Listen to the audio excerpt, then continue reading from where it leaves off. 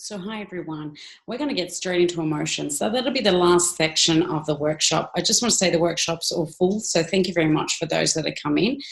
Those that were interested but were unable to make it. Probably school holidays isn't always a good time. I will run further workshops. So, just stay tuned, keep a lookout, I guess, keep watching this page. I will keep running some videos because I've been getting some really good feedback. I'm also happy if you want to give me some challenging feedback, very happy for that. As I say, I don't know everything. I certainly, the more things you learn, the more questions you actually have about things, and different research suggests different things as well. But what I do speak from is from my own personal experience and also from studies I have done. But I guess in being an educator as well, I've learned, well, how do I actually deliver this information so it does make sense? So I guess I really want to spread the word and make my resources available to anyone.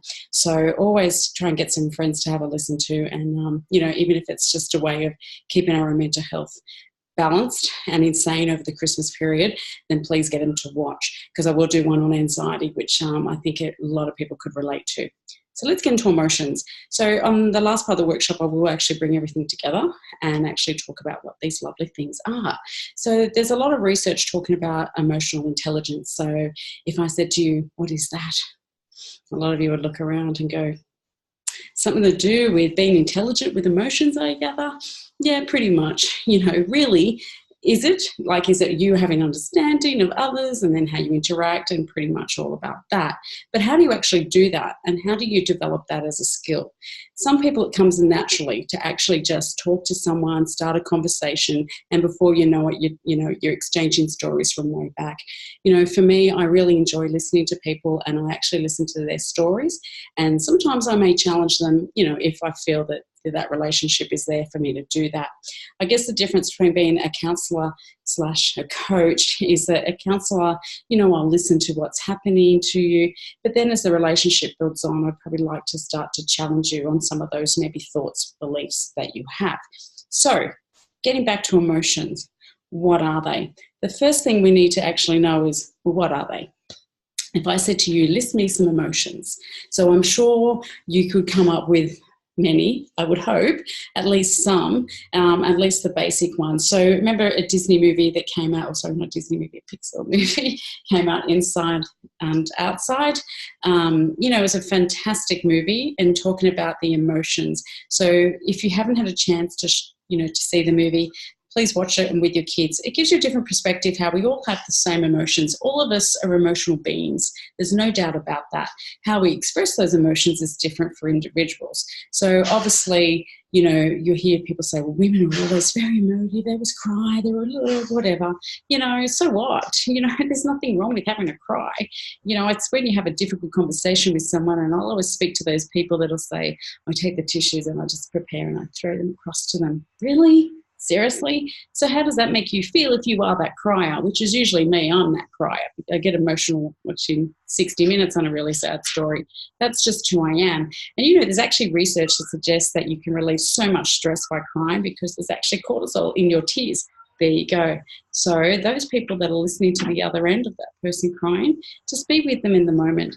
Don't try and, a lot of people want to cuddle or console them, which is nice after the fact. But most of the time, it's about allowing them to be in that process and allow them to process that feeling and that emotion and let it go through. So just a little bit of a tip next time that happens, if someone is crying, just allow them to be, even though that's making you feel uncomfortable as well. There's nothing wrong with that. Just try and just be there with them in that moment. So what are emotions? Back to them. So anger, sadness, happiness, these are probably ones that you can run off the top of your head. If I said to you what's good and what's bad, you're probably going to say, well, there's these good ones called happiness and love, and then there's these bad ones. But there's no bad ones. There's probably no good ones. They are just emotions. Sometimes having too much happiness is like, whoa, what's going on there? She's in the manic stage. Whereas having too much, on the other end, sad, oh, wow, they were so sad and depressed. It's their emotions. It's what follows through is the behaviour that comes through with those emotions. Okay, so I think at school, as much as, it's really great that it's positive, positive, positive, but I think also kids need to experience what those bad emotions so-called are. They need to experience all emotions. And I think it's important for us, those that are parents with young children is to get to them express it. And I know that can be quite difficult. But when you think about it, you have a child and before they go to school, kids are very creative. They're all about, it's sort of probably singing and learning language because really to them, they haven't got that cognitive ability yet where it's all put in structure and routine. So they want to create and make up games and emotions follow. It's that right side part of that brain that starts to kick in. When they go to school, it's like, right, we've got to learn numbers, we've got to learn structure, we've got to learn routine. Nothing wrong with that, we've got to learn it. However, what happens is the kids spend so much of this time at school. Well, I know personally I have one of those. And then when they come home, it's like, oh, God, and it's just this totally different child. The emotions just flow and they all just come running out and go, what's going on here? But if that starts to happen, start to have that conversation with your child and ask them, what's going on for you? How do you feel? What's happening? Because most of the time they have the feeling, and there's a lot of adults exactly the same, but we can't really explain what that actually is and what that means and why that's happening as well. So, there's a lot of research with chemical imbalancement and hormones and all those things too, but sometimes we don't understand what is actually going on for us. So then that's when the self-talk can step in. So once we learn that about what emotions are, because let's face it, my generation, and I have lots of brothers, they're always told, don't cry, you're a big baby, you're a big salt, don't do that, you're weak if you cry. So a lot of men, and it's true, especially my generation, some of my brothers, will repress those emotions and won't openly show that. So is that a good thing or a bad thing? Well, I beg to differ because I think we should be able to express our emotions. Certain behaviours shouldn't follow, but we certainly should be able to express those so we can then manage the emotion. How do you manage an emotion if you don't actually know what's going on and don't have an understanding, which is the empathy side of emotions? So, you identify, you've got to become self-aware. So you have to look inwards to go, well, what's going on for me? And then if they sit with kids, how do they know that? What, magic wand, you're an adult now, off you go into the world. Here's your license, go and drive a car. Remember, the brain is still developing for them. So there's so much going on for them. And yet, what we need to worry about with our kids, suicide is up and on the increase. And a lot of parents do talk about, oh, my kid has anxiety. Okay, we'll have a conversation around that because personally, anxiety is not that bad. It's only when it impacts you on your function in life, when you can't do the things that you can do anymore because this thing is holding you back. But once you start talking about it, because remember in the stress one, we talked about fight or flight. The brain looks for a reward and the brain looks for a threat. So the brain is just going to react. It's looking for that. So it's really important that when our bodies go into what we call when we're anxious, the physiological things already started to happen. The cortisol rises and blood pressure and we're ready to go. Your mouth gets dry and you just got to get in there and either deal with that threat or run away from that threat. So in my line of occupation, we have a tendency to be up here all the time because we're ready, waiting for the threat. Remember back in the day when it was the going out in the jungle or in the bush and looking for your food, something's going to eat you. But where is that threat now? Sometimes up here. That's what we have to work out. But how do we know what's really going on for us if we don't actually know our own symptoms of what anxiety is? So we throw the word around, here's some medication, and look, don't get me wrong, medication does work for some people. It worked for me to get me to a certain level, but then I need to work on what else is going on for me. Like I like to do the signs like that, but it's just indicating the brain. So once we, identify our emotions, once we have an understanding of our emotions, we can learn then how to manage those emotions. And how it works the other way is having an understanding on others. So if you're in a role where you're a manager and you have to have a difficult conversation, particularly someone smells and you have to talk about their odour, who's had that conversation? You just tell your supervisor normally, don't you? Oh, if they get paid the money, they can have that conversation. But sometimes you have to go in and have that conversation. It's hard, don't get me wrong, but you know what you're building? Confidence in yourself if you can do that. But just be mindful of what type of person they are. They could be the owl, they could be the dove. Remember, doves are very caring, very social creatures. So if you are going in to have a conversation, be prepared to, they might actually get quite upset. They might feel it's their fault that this has happened. So just go in and knowing that that could actually happen. Whereas you could go in and have a conversation with an equal, and they might get on the defense and get quite aggressive with you. So be prepared for that as well. So the idea about that is not to take on board their actual emotions, just have an understanding of probably where they're coming from. You know what? This starts to be called communication, doesn't it? Because you have an understanding of probably where they're coming from.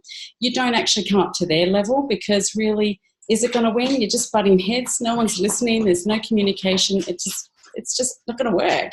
And you walk away going, wow, that was such a bad experience. So one good thing, if you've had that, please reflect on it and see what could have worked better or what didn't work. But when you are having that conversation and you are doing these things about emotions, you know what? You're being emotionally intelligent. You're actually going in and managing your emotions, because we've all had those bad days. And I can tell you how many parents will be celebrating Monday, first day back at work after school holidays. I know I will be, because they'll be like, oh my gosh, so relieved to be back, because it's so hard, you know, the bucket, your basket's getting full, you know. So you just need to take care of yourself and remember some of the strategies about a little bit of self-care.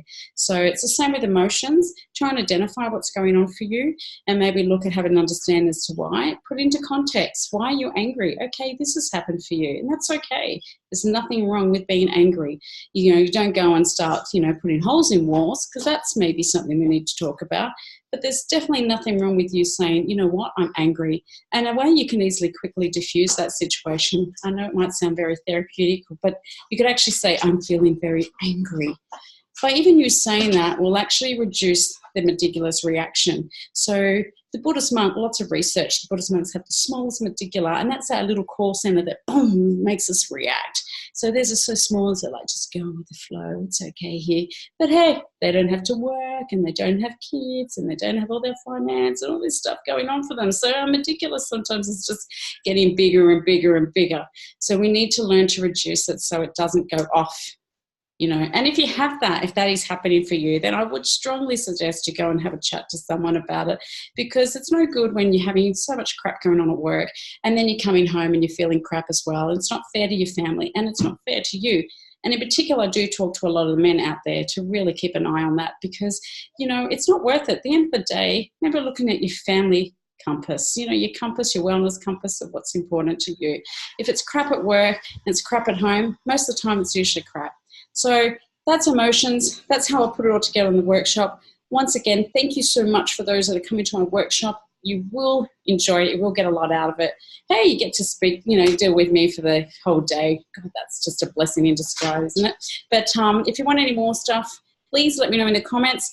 I know people view my video. Please give me some feedback, you know, if this is good, if it's bad, if it's wherever it's going. But I just think with emotions, we need to first get back to basics and actually have an understanding and identifying what our emotions are. So thanks for watching and have a great day. I'm off to the city, so maybe I might do a couple of little videos in there. So we'll see you then. Bye.